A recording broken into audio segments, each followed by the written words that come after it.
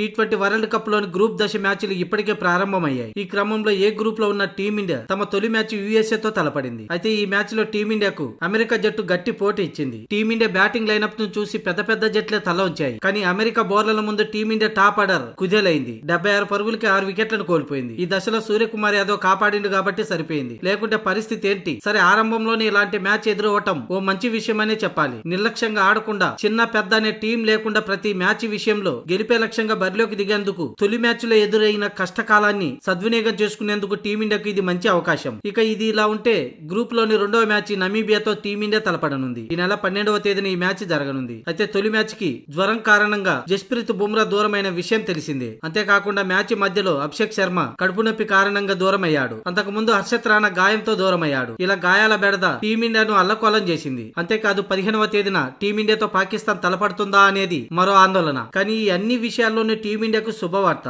అటు బుమ్రా ఇటు అభిషేక్ శర్మ కోలుకున్నట్లు తెలుస్తుంది. నమీబియాతో మ్యాచ్ కి సిద్ధంగా ఉన్నట్లు తెలుస్తుంది. అలాగే ఆల్రౌండర్ వాషింగ్టన్ సుందర్ సైతం గాయం నుంచి కోలుకున్నట్లు బీసీసీఐ వర్గాలు తెలిపాయి. ఇకపోతే మరో శుభవార్త. ఈ నెల 15న పాకిస్తాన్ టీమిండియాతో తలపడుతుందని పక్కగా చెబుతున్నారు. కొలంబోలో జరగాల్సిన ఇండో పాక్ హై వోల్టేజ్ పోరును బాయ్కాట్ చేయాలన్న నిర్ణయంపై పాకిస్తాన్ క్రికెట్ బోర్డు యూటర్న్ తీసుకునే సూచనలు కనిపిస్తున్నాయి. తమ ప్రభుత్వ ఆదేశాల మేరకే టీమిండియాతో ఆడబోమని ప్రకటించిన పీసీబీ ఇప్పుడు ఐసీసీతో సంప్రదింపులు మొదలుపెట్టింది. నిబంధనలను అతిక్రమిస్తే ఐసీసీ నుంచి ఎదురయ్యే తీవ్రమైన ఆర్థిక అలాగే చట్టపరమైన పర్యావసాలను వివరిస్తూ ఐసీసీ ఇప్పటికే పీసీబీకి ఈమెయిల్ ద్వారా స్పష్టమైన సమాచారం అందించింది. ఒకే టోర్నీలో మిగతా జట్లతో ఆడుతూ కేవలం ఇండియాతోనే ఆడకపోవడం నిబంధనలకు విరుద్ధమని స్పష్టం చేసింది. ఈ మొండి వైఖరి వల్లే కలిగే వాణిజ్య నష్టాలకు పీసీబీనే పూర్తి బాధ్యత వహించాలని ఉంటుందని, ఇది భవిష్యత్తులో పాక్ క్రికెట్ ఉనికికే ప్రమాదమని ఐసీసీ హెచ్చరించింది. ఐసీసీ నుంచి వచ్చిన కఠినమైన హెచ్చరికల నేపథ్యంలో పీసీబీ ఇప్పుడు ఘర్షణ కంటే సంప్రదింపులకే మొగ్గు చూపినట్లు తెలుస్తుంది. దీంతో కొలంబో వేదికగా భారత్ పాకిస్తాన్ మధ్య 15వ తేదీన